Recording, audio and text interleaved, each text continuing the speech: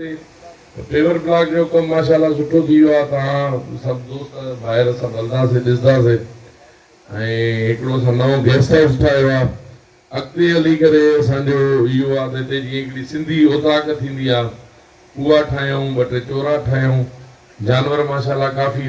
आंदा आहिनि, काफ़ी ॿिया आनींदासीं, पखी रखूं ऐं हिकिड़ो स्विमिंग पूल ठाहियूं, हिकिड़ो नंढड़ो पार्क ठाहियूं जंहिंमें अगर कोई फैमिलीज़ जा नंढा ॿार अचनि त उन्हनि जे लाइ हिकिड़ो को झूला फूला को नंढो को हिकिड़ो अहिड़ो सेटअप ठाहींदासीं त जीअं न सिर्फ़ु लाड़काणे ज़िले जा माण्हू पर कबर शादाब कोट जा माण्हू, जेकाबाद जा माण्हू, शिकायतपुर जा माण्हू, सखर असां खां वेझो आहे, खैरपुर वेझो आहे, जेके वेझा ॿ टे ज़िला आहिनि उहे अगरि पंहिंजी फैमिली सां बि हिते अची सघनि त उहे अचनि, पंहिंजो हिते खाइनि पीअनि, पिकनिक करनि। असांजी कोशिशि हूंदी त हे बिलावल साहब जो तक आहे, हिते हिकिड़ो अहिड़ो ज़बरदस्त पार्क ठाहियूं त जीअं मतिलबु हिकिड़ो असांजो फॉरेस्ट डिपार्टमेंट जी बि उते ॻाल्हि थिए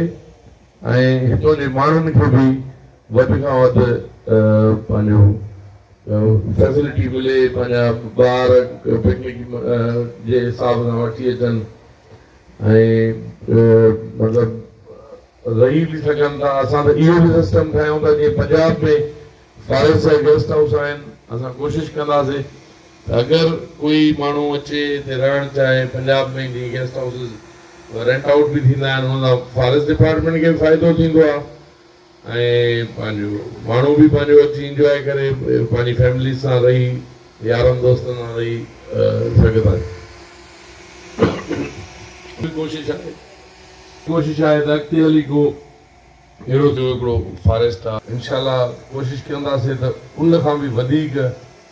हिते हिकिड़ो सेटअप ठाहियूं त जीअं माण्हू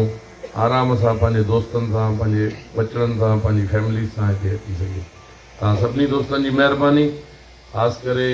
मां कमिश्नर साहिबु, असांजा लाड़काणे जा जेके दोस्त आहिनि, अब्दुल फताह भुट्टो साहिबु, शेख साहिबु,